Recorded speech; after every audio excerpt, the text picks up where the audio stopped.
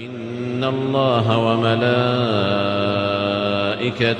يصلون على النبي يا أيها الذين آمنوا صلوا عليه وسلموا تسليما. اللهم بارك على محمد وعلى آل محمد كما باركت على إبراهيم وعلى آل إبراهيم إنك حميد مجيد. ہر قسم کی تعریفات، تحمیدات، بڑائیاں اور بزرگیاں اللہ رب العزت کے لیے، جو کہ تمام جہانوں کے خالق و مالک ہیں، جو کہ سب سے اعلیٰ، عظیم و طاقتور ہیں، اور جو کہ تمام عبادتوں کے اکیلے حقدار ہیں،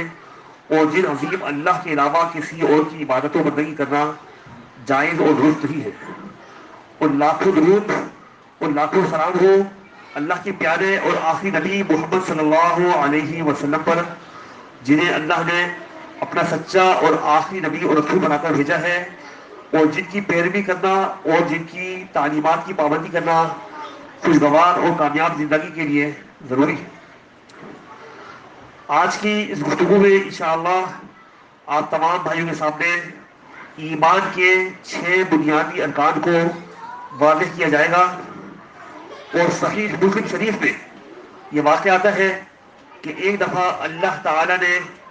جبریل علیہ السلام کو ایک نہایت اچھے انسان کی شکل میں، ایک نہایت خوبصورت انسان کی شکل میں نبی صلی اللہ علیہ وسلم کی خدمت میں بھیجا. اور جبریل علیہ السلام نبی علیہ السلام کی خدمت میں حاضر ہوئے اور اسے کئی سوالات کیے.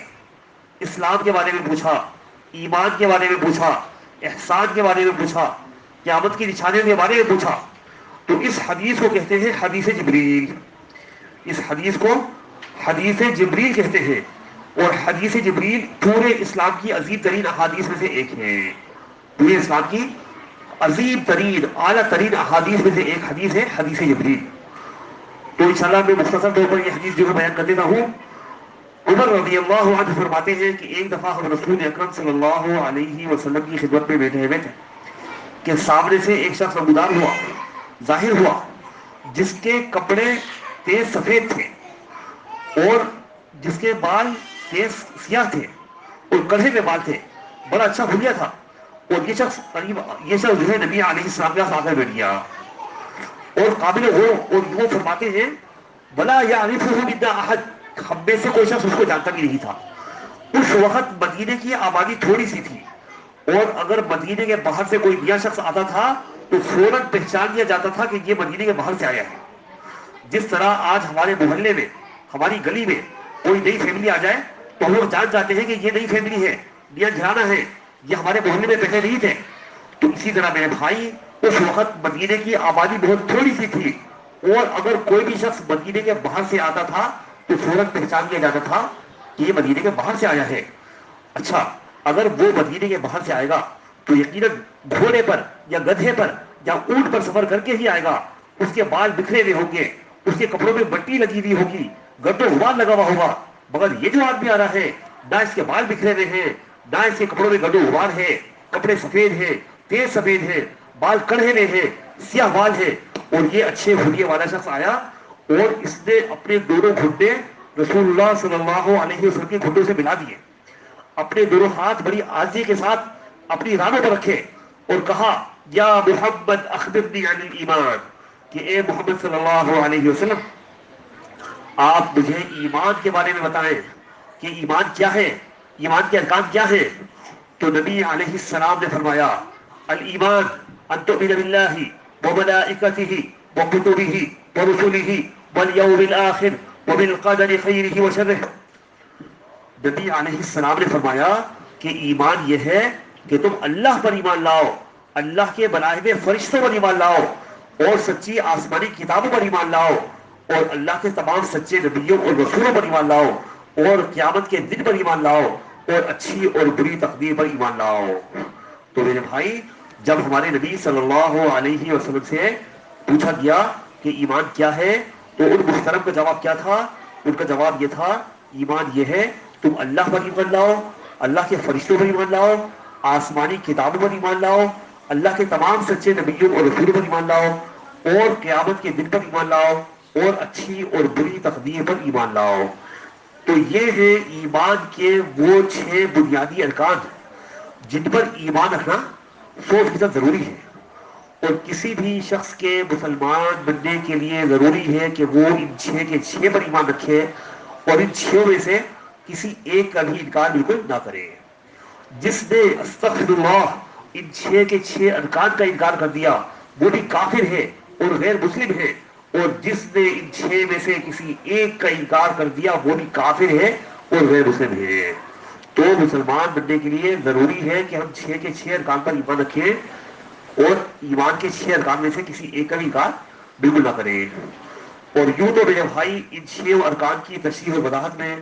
بہت سی باتیں کہی جا سکتی ہیں، اور انشاءاللہ کسی موقع پر ہم ہر رکن پر الگ سے روشنی جو ہے ڈالیں گے، اور ہر رکن کی الگ سے تشریح بیان کریں گے، مگر آج کی گفتگو میں ہم صرف تقدیر کے حوالے سے چند اہم اور ضروری باتوں کو پیش کریں گے جن کا جاننا اور سمجھنا ہر مسلمان کے لیے نہایت ضروری ہے۔ تو بلا شبہ ہمارا ایمان ہے کہ اللہ نے آسمانوں اور زمینوں کے بنائے جانے سے پہلے، آسمانوں اور زمینوں کے بنائے جانے سے 50,000 سال پہلے پوری کائنات کی تقدیر لکھ دی تھی۔ یہ بات صحیح مسلم میں آتی ہے کہ اللہ تعالیٰ نے آسمانوں اور زمینوں کے بنائے جانے سے پہلے، بنائے جانے سے 50,000 برس پہلے پوری کائنات کی تقدیر لکھ دی تھی۔ وہ صحیح ہے کہ اللہ نے تقدیر لکھ دی تھی، مگر میرے بھائی تقدیر کے حوالے سے سب سے پہلی بات یہ ہے کہ کسی بھی سمجھدار مسلمان شخص کے لیے تقدیر کے مضمون پر حد سے زیادہ سوچنا یا بحث کرنا یا گفتگو کرنا ہرگز بھی مناسب اور درست نہیں ہے۔ کسی بھی سمجھدار مسلمان شخص کے لیے تقدیر کے مضمون پر حد سے زیادہ سوچنا یا بحث کرنا ہرگز بھی مناسب اور درست نہیں ہے۔ اور جو شخص بھی تقدیر کے مضمون پر حد سے زیادہ سوچے گا یا بحث کرے گا تو ہو سکتا ہے کہ ایسا شخص استغفر اللہ کافر ہو جائے، دیوانہ ہو جائے، پاگل ہو جائے، غیر مسلم ہو جائے، مگر کوئی بھی اچھا رزلٹ اور نتیجہ اس کے ہاتھ نہیں آئے گا۔ تو اہل علم نے قرآن اور حدیث کی روشنی میں بات فرما دی کہ کسی بھی سمجھدار مسلمان شخص کے لیے تقدیر کے مضمون پر حد سے زیادہ سوچنا یا بحث کرنا جائز، مناسب اور درست نہیں ہے۔ تقدیر پر ایمان رکھنا ہے، اللہ نے ہماری تقدیر لکھی ہے، مگر میرے بھائی تقدیر اللہ کے خفیہ رازوں میں سے ایک راز ہے، پوشیدہ معاملہ ہے، اور پوری دنیا میں کسی بھی شخص کو نہیں پتا کہ اس کی تقدیر میں کیا لکھا ہے۔ یہاں تک کہ نبی محترم صلی اللہ علیہ وسلم کو بھی نہیں معلوم تھا کہ ان کی تقدیر میں کیا لکھا ہے، ان کے بچوں کی تقدیر میں کیا لکھا ہے، ان کی امت کی تقدیر میں کیا لکھا ہے، نبی علیہ السلام کو بھی معلوم نہیں تھا۔ تقدیر اللہ کا خفیہ معاملہ ہے، پوشیدہ معاملہ ہے، جسے اللہ کے علاوہ کوئی بھی نہیں جانتا، نہ کوئی نبی جانتا ہے، نہ کوئی ولی جانتا ہے، نہ کوئی فرشتہ جانتا ہے، کوئی نہیں جانتا کہ اللہ کی تقدیر میں کیا لکھا ہے۔ تو تقدیر پر صرف ایمان رکھنا ہے، اس کے حوالے سے سوچنا نہیں ہے، اس کے حوالے سے بحث نہیں کرنی ہے، یہ ہے پہلی بات۔ اور دوسری اہم بات یہ ہے کہ اچھے کاموں کے چھوڑنے پر اور برے کاموں کے کرنے پر تقدیر کو بہانہ بنانا ہرگز بھی جائز اور درست نہیں ہے۔ جی، اچھے کاموں کے چھوڑنے پر اور برے کاموں کے کرنے پر تقدیر کو بہانہ بنانا ہرگز بھی جائز اور درست نہیں ہے، بلکہ ایسا کرنا بہت بدترین کافروں، مشرکوں اور بے عقلوں کا ہی کام ہے، زندیقوں کا ہی کام ہے۔ سمجھدار شخص کا اور مسلمان شخص کا کام نہیں ہے کہ وہ اچھے کاموں کے چھوڑنے پر یا برے کاموں کے کرنے پر تقدیر کو بہانہ بنائے۔ اور انشاءاللہ میں اس کی مثال دے دیتا ہوں کہ اچھے کاموں کے چھوڑنے پر یا برے کاموں کے کرنے پر تقدیر کو بہانہ بنانے کی مثال کیا ہے، انشاءاللہ اس کی مثال دے دیتا ہوں تاکہ بات زیادہ سمجھ میں آ جائے۔ تو اچھے کاموں کے چھوڑنے پر تقدیر کو بہانہ بنانے کی مثال ایسی ہے جیسے کوئی شخص ہے، وہ اپنی زندگی کے سارے کام انجام دیتا ہے، سارے کام کرتا ہے، کھاتا ہے، پیتا ہے، اٹھتا ہے، بیٹھتا ہے، آتا ہے، جاتا ہے، اسکول جاتا ہے، ملازمت کے لیے جاتا ہے، دفتر جاتا ہے، خرید و فروخت کے لیے جاتا ہے، زندگی کے سارے کام کرتا ہے۔ اگر نہیں پڑھتا تو 5 وقت کی نماز نہیں پڑھتا، استغفر اللہ، نہیں پڑھتا تو 5 وقت کی نماز نہیں پڑھتا۔ جب اس شخص کو نصیحت کی گئی کہ بھائی آپ مسلمان ہیں، آپ نے کلمہ پڑھا ہے، آپ کے لیے نماز پڑھنی ضروری ہے، نماز پڑھے بغیر آپ مسلمان نہیں بن سکتے، تو یہ ناسمجھ آدمی کہنے لگا ارے رہنے دیجئے، یہ نمازوں کا پڑھنا اگر اللہ نے میری تقدیر میں لکھا ہوتا تو آج میں بھی نمازیں پڑھ رہا ہوتا، مگر جب اللہ نے ہی میری تقدیر میں نمازوں کے پڑھنے کو نہیں لکھا تو آپ کون ہوتے ہیں مجھے نماز کی نصیحت کرنے والے؟ استغفر اللہ۔ تو یہ ایک غلط اور بدترین مثال ہے تقدیر کو بہانہ بنانے کی اچھے کاموں کے چھوڑنے پر، اور ایسا کرنا ہرگز بھی جائز اور درست نہیں ہے۔ اور برے کاموں کے کرنے پر تقدیر کو بہانہ بنانے کی مثال ایسی ہے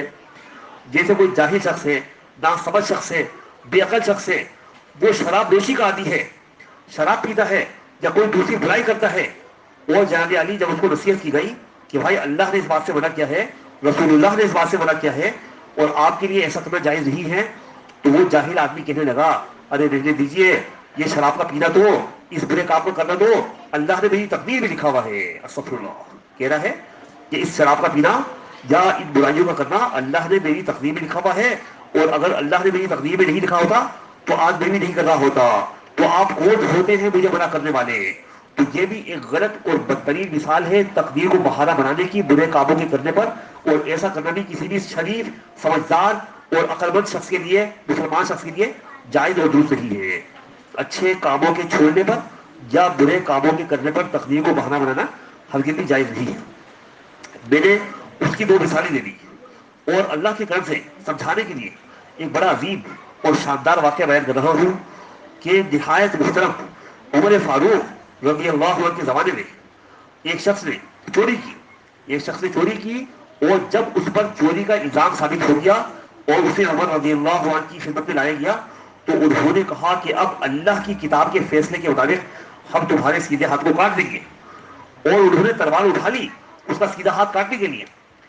تو اس بیوقوف آدمی نے، اس جاہل آدمی نے سامنے سے جواب دیا بہلن یا عمر، ارے عمر ذرا رک جائیے، ارے عمر ذرا ٹھہر جائیے۔ انہوں نے کہا لیما، کیوں؟ اس نے کہا فإنما سرقت بقضاء اللہ وقدرہ، کیونکہ میں نے جو چوری کی تھی وہ تو اللہ کی تقدیر سے چوری کی تھی۔ میں نے استغفر اللہ جو چوری کی تھی وہ معمولی چوری نہیں ہے، ہلکی سی چوری نہیں ہے، میں نے تو اللہ کی تقدیر سے چوری کی تھی، اللہ کی تقدیر کے مطابق چوری کی تھی، تو آپ میرا ہاتھ کیسے کاٹ سکتے ہیں؟ تو میرے بھائی، اگر ہم جیسا کوئی عام سا سیدھا سا مسلمان ہوتا تو ہم لوگ پریشان ہو جاتے، فکر مند ہو جاتے کہ اس سب کو جواب کیا دینا ہے، اس کو سمجھانا کیسے ہے، اس کو خاموش کیسے کرنا ہے، ہم لوگ پریشان ہو جاتے۔ مگر وہاں کھڑے ہوئے آدمی عظیم ترین عمر فاروق رضی اللہ عنہ تھے، جن کے بارے میں نبی صلی اللہ علیہ وسلم نے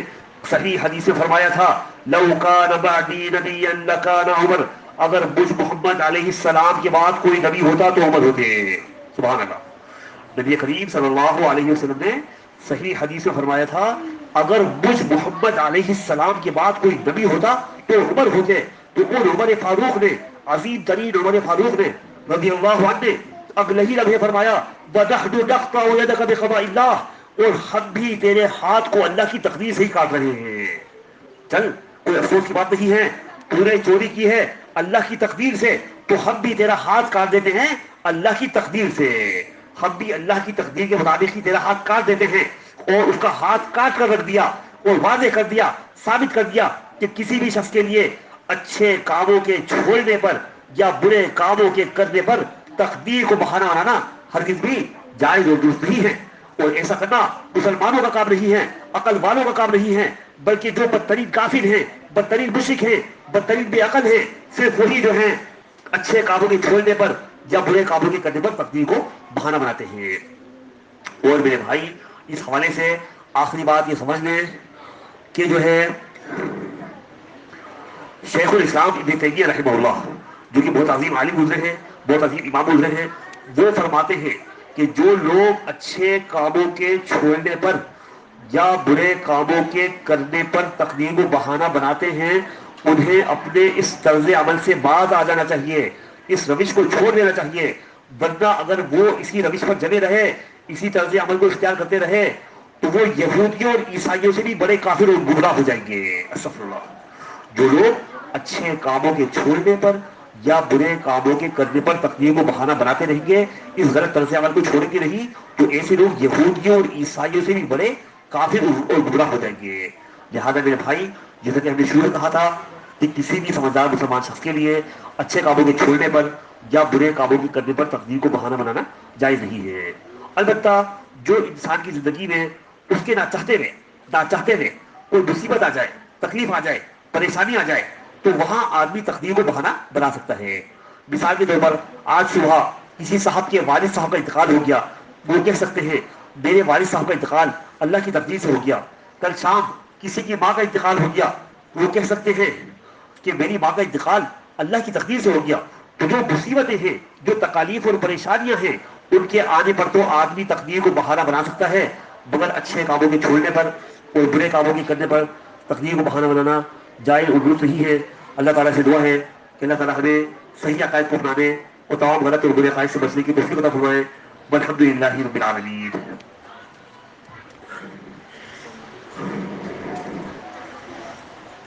بسم اللہ الرحمن الرحیم، الحمد للہ والصلاة والسلام علی رسول اللہ وبعد، اشہد ان لا الہ الا اللہ وحدہ لا شریک لہ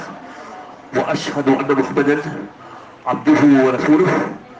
میرے انتہائی قابل احترام بھائیوں اور دوستوں، قرآن کریم کی سورت آل عمران میں اللہ کا فرمان ہے ان الدین عند اللہ الاسلام۔ اس کا ترجمہ ہے کہ بلا شبہ اللہ کے نزدیک پسندیدہ اور قابل قبول دین محض اسلام ہی ہے۔ اللہ کا فرمان ہے ان الدین عند اللہ الاسلام، کہ بلا شبہ اللہ کے نزدیک پسندیدہ اور قابل قبول دین، ایکسیپٹڈ دین صرف اسلام ہی ہے۔ اور سورت آل عمران کی ہی ایک دوسری آیت میں اللہ کا فرمان ہے وَمَن يَبْتَغِي غَيْرَ الْإِسْلَامِ دِينًا فَلَن يُقْبَلَ مِنْهُ وَهُوَ فِي الْآخِرَةِ مِنَ الْخَاسِرِينَ، کہ جو شخص بھی اسلام کے علاوہ کسی بھی دوسرے دین کو اختیار کرے گا تو وہ اس سے ہرگز بھی قبول نہیں کیا جائے گا، اور ایسا شخص آخرت کی زندگی میں نقصان اٹھانے والوں میں سے ہوگا۔ اور سورت آل عمران کی ہی آیت نمبر 91، آیت نمبر 91 میں اللہ کا فرمان گرامی ہے اِلَّا الَّذِينَ كَفَرُوا وَمَاتُوا وَهُمْ كُفَّارٌ فَلَن يُقْبَلَ مِنْ أَحَدِهِمْ مِلْءُ الْأَرْضِ ذَهَبًا وَلَوْ افتدى بِهِ، کہ بلا شبہ جن لوگوں نے کفر کیا اور وہ کفر کی ہی حالت میں مر گئے، مسلمان نہیں بنے، تو ان کا انجام کیا ہوگا کہ اگر ان میں سے کوئی شخص دوزخ کی آنکھ سے بچنے کے لیے پوری زمین کے برابر خالص سونا بھی پیش کر دے تب بھی اس سے قبول نہیں کیا جائے گا۔ جو لوگ کفر پر مر گئے، اسلام کے علاوہ کسی بھی دوسرے دین پر مر گئے، تو اگر ان میں سے کوئی شخص دوزخ کے عذاب سے بچنے کے لیے پوری دنیا کے برابر، پوری زمین کے برابر خالص سونا بھی پیش کرے گا تب بھی اس سے قبول نہیں کیا جائے گا، اور اسے ہمیشہ کے لیے، لاکھوں کروڑوں سالوں کے لیے دوزخ کی آگ میں ڈال دیا جائے گا۔ اور سورۃ المائدہ میں اللہ کا فرمان ہے یریدون ان یخرجوا من النار وما هم بخارجین منها، کہ یہ لوگ دوزخ کی آنکھ سے نکلنا بھی چاہیں گے مگر نکل نہیں سکیں گے۔ دوزخ کی آنکھ سے نکلنے کی بڑی کوشش کریں گے، چاہیں گے، امیدیں کریں گے، دعائیں مانگیں گے، مگر انہیں دوزخ کی آنکھ سے نکلنے کا موقع نہیں ملے گا۔ کیوں؟ کیونکہ یہ اسلام کے علاوہ کسی بھی دوسرے دین اور مذہب پر مر گئے، یہودی مذہب پر مر گئے، یا عیسائی مذہب پر مر گئے، یا ہندو مذہب پر مر گئے، یا صحابہ کرام کو گالیاں دیتے ہوئے جو ہے مر گئے، یا علی کو ٹھماتے ہوئے مر گئے، یا قرآن پاک کو تحریف شدہ کہتے ہوئے مر گئے، یا جو ہے نبی علیہ السلام کو آخری نبی نہ مانتے ہوئے مر گئے، تو جو شخص بھی اسلام کے علاوہ کسی بھی دوسرے دین پر مرے گا وہ کروڑوں سال دوزخ کی آنکھ میں جلتا رہے گا اور کبھی بھی دوزخ کی آنکھ سے نکل نہیں سکے گا۔ تو جو بھی شریف شخص، جو بھی عقل مند شخص اور سمجھدار شخص دوزخ کی آنکھ سے بچنا چاہتا ہے، اس کے لیے محمد صلی اللہ علیہ وسلم کے لاہب اسلام میں داخل ہونا ضروری ہے۔ محمد صلی اللہ علیہ وسلم کی لاہب اسلام کو مضبوطی سے تھامنا ضروری ہے۔ اور میرے بھائی، یہاں اس بات کا سمجھنا ضروری ہے کہ جو ہم نے آیت پڑھی تھی ان الدین عند اللہ الاسلام، اس آیت سے واضح ہوتا ہے کہ بلا شبہ صرف اسلام ہی صحیح دین ہے، صرف اسلام ہی سچا دین ہے، اور اسلام ہی برحق دین ہے، اور اسلام کے علاوہ کوئی بھی دوسرا دین صحیح، سچا اور برحق نہیں ہے۔ بلکہ محمد صلی اللہ علیہ وسلم کے لائے ہوئے اسلام کے علاوہ باقی جتنے بھی ادیان و مذاہب ہیں وہ 100% جھوٹے ہیں، جعلی ہیں، غلط ہیں، باطل ہیں اور دوزخ و تباہی کا راستہ ہے۔ محمد صلی اللہ علیہ وسلم کے لائے ہوئے اسلام کے علاوہ باقی جتنے بھی ادیان و مذاہب ہیں وہ سب کے سب جھوٹے ہیں، جعلی ہیں، غلط ہیں، باطل ہیں اور دوزخ اور تباہی کا راستہ ہے۔ اور جہاں مسلمان بننے کے لیے اسلام کو سچا دین سمجھنا ضروری ہے، وہی مسلمان بننے کے لیے اسلام کے علاوہ باقی ادیان و مذاہب کو جھوٹا، جعلی، غلط اور باطل سمجھنا بھی ضروری ہے۔ جس نے اسلام کے علاوہ باقی ادیان و مذاہب کو جھوٹا اور غلط نہیں سمجھا وہ مسلمان شمار نہیں ہوگا. جتنی نمازیں پڑھ لے, جتنے روزے رکھ لے, جتنی زکاتیں دے لے, جتنے حج کر لے, مگر اگر وہ اسلام کے علاوہ کسی دوسرے دین کو صحیح کہتا ہے یا سمجھتا ہے تو وہ دنیا کا سب سے بڑا کافر ہے, غیر مسلم ہے, وہ ہمیشہ کا دوزخی ہے. تو انشاءاللہ بتا رہا ہوں کہ جہاں مسلمان بننے کے لیے اسلام کو سچا دین سمجھنا ضروری ہے, وہی مسلمان بننے کے لیے یقین رکھنا ضروری ہے کہ اسلام کے علاوہ کوئی بھی دوسرا دین صحیح نہیں ہے, بلکہ اسلام کے علاوہ باقی سارے ادیان و مذاہب, اسلام کے علاوہ باقی سارے ادیان و مذاہب جھوٹے ہیں, جعلی ہیں, غلط ہیں, باطل ہیں, اور دوزخ اور تباہی کا راستہ ہے. اور یہاں میرے بھائی اس بات کا سمجھنا ضروری ہے کہ جو لوگ بھی محمد صلی اللہ علیہ وسلم کو آخری نبی اور آخری رسول نہیں مانتے, ان کا اسلام سے کوئی تعلق نہیں ہے, وہ ہرگز بھی مسلمان نہیں ہیں. جو لوگ قرآن کریم کو مکمل محفوظ نہیں مانتے, قرآن پاک کو تحریف شدہ کہتے ہیں, یہ کہتے ہیں کہ قرآن پاک میں کمی بیشی ہو گئی ہے اور صحابہ کرام نے بہت سے پارے ضائع کر دیے اور قرآن پاک کے جو 90 پارے تھے وہ صرف 30 پارے رہ گئے, جو لوگ ایسی غلط بات کہتے ہیں, قرآن پاک کو تحریف شدہ کہتے ہیں, قرآن پاک کو نامکمل کہتے ہیں, وہ ان کا اسلام سے کوئی تعلق نہیں ہے. جو لوگ محترم ابو بکر کو, محترم عمر کو, محترم عثمان کو, محترمہ عائشہ رضی اللہ عنہ کو کافر کہتے ہیں یا دوزخی کہتے ہیں یا ان چاروں میں سے کسی ایک کو گالی دیتے ہیں, ان کا اسلام سے کوئی تعلق بالکل نہیں ہے. صحابہ کو گالی دینے والوں کا اسلام سے کوئی تعلق نہیں ہے, علی کو پکارنے والوں کا, علی کو مدد کے لیے پکارنے والوں کا اسلام سے کوئی تعلق نہیں ہے. اگر مسلمان بننا ہے تو ایک اللہ کی عبادت کرنی پڑے گی اور باقی ساری ہستیوں کی عبادت و بندگی کو چھوڑنا پڑے گا. اسلام کا مطلب یہ نہیں ہے کہ آپ اللہ کی بھی عبادت کریں, بتوں کی بھی عبادت کریں, بازار کی بھی پوجا کریں, قبروں کی بھی پوجا کریں, بلیوں کی بھی پوجا کریں, بزرگوں کی بھی پوجا کریں. نہیں نہیں, اسلام کا مطلب یہ ہے, لا الہ الا اللہ کا مطلب یہ ہے کہ ایک اللہ کی عبادت کرنی ہے اور اللہ کے علاوہ تمام جاندار اور بے جان چیزوں کی عبادت و بندگی کو چھوڑنا نہیں ہے. اکیلے ایک اللہ کی عبادت کرنی ہے اور اللہ کے علاوہ باقی تمام ہستیوں کی عبادت و بندگی کو چھوڑنا ہے, باقی تمام ہستیوں کی عبادت و بندگی سے گریز کرنا ہے, تب جا کر آپ مسلمان بنیں گے. اور یہ سمجھ لیں میرے بھائی, گفتگو کے آخر میں یہ سمجھ لیں کہ مسلمان بننے کے لیے ضروری ہے کہ ہم یقین رکھیں کہ فوت اور دفن شدہ ہستیاں نفع نقصان کی مالک نہیں ہیں. مسلمان بننے کے لیے ضروری ہے کہ ہم جو ہیں فوت اور دفن شدہ ہستیوں کو مدد کے لیے نہ پکاریں, اور مسلمان بننے کے لیے ضروری ہے کہ ہم جو ہے فوت اور دفن شدہ ہستیوں سے دعا کی گزارش بھی نہ کریں. جو شخص بھی فوت اور دفن شدہ ہستیوں کو نفع نقصان کا مالک سمجھے گا وہ اللہ کے پاس مسلمان شمار نہیں ہوگا. جو شخص بھی فوت اور دفن شدہ ہستیوں کو مدد کے لیے پکارے گا وہ اللہ کے پاس مسلمان شمار نہیں ہوگا. جو فوت اور دفن شدہ ہستیوں کو مدد کے لیے پکارے گا, ان سے مدد مانگے گا, ان سے چیزیں مانگے گا, ایسا شخص اللہ کی نگاہ میں سب سے بڑا کافر ہے, مسلمان نہیں ہے اور ہمیشہ دوزخ میں رہے گا. جو شخص بھی فوت اور دفن شدہ ہستیوں سے دعا کی گزارش کرے گا وہ بھی اللہ کے پاس مسلمان نہیں ہے. جو شخص صحابہ کرام کی توہین کرے گا, علی کو پکارے گا یا علی مدد کہے گا وہ اللہ کے پاس مسلمان شمار نہیں ہوگا, ہمیشہ دوزخ میں رہے گا. صحابہ کرام کی توہین کرنے والا اللہ کے پاس مسلمان شمار نہیں ہوگا, ہمیشہ دوزخ میں رہے گا. تو ہم نے عبادت صرف اللہ کی کرنی ہے, جو ہے عبادت صرف اللہ کی کرنی ہے, دعا صرف اللہ سے مانگنی ہے, مدد صرف اللہ سے مانگنی ہے, اور سجدہ جو ہے صرف اللہ کے لیے کرنا ہے. جو شخص بھی کسی بھی قبر پر, کسی بھی مزار پر یا کسی بھی بزرگ کے سامنے سجدہ کرے گا تو ایسا شخص دنیا کا سب سے بڑا کافر ہے, مسلمان بالکل نہیں ہے, اگرچہ کہ اس نے کئی لاکھ دفعہ کلمہ پڑھ رکھا ہو.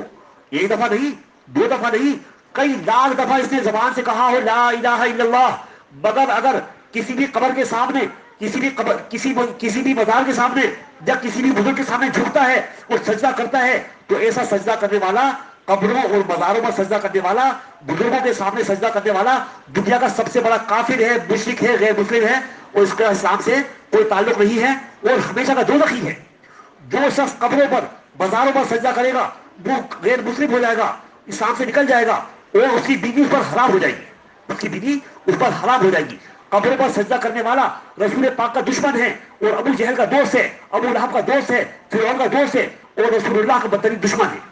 تو کسی بھی کلمہ پڑھنے والے کے لیے قبروں پر سجدہ کرنا جائز نہیں ہے، قبروں پر سجدہ کرنا جائز نہیں ہے، درست نہیں ہے، مناسب نہیں ہے، بلکہ بہت بڑا کفر ہے، بہت بڑا شرک ہے، جس سے گریز کرنا مسلمان بننے کے لیے ضروری ہے۔ اللہ تعالیٰ سے دعا ہے کہ اللہ تعالیٰ ہمیں صحیح عقائد کو اپنانے اور تمام غلط اور برے عقائد سے بچنے کی توفیق عطا فرمائے۔ اللهم صل على محمد وعلى آل محمد كما صليت على إبراهيم وعلى آل إبراهيم إنك حميد مجيد، اللهم بارك على محمد وعلى آل محمد كما باركت على إبراهيم وعلى آل إبراهيم إنك حميد مجيد۔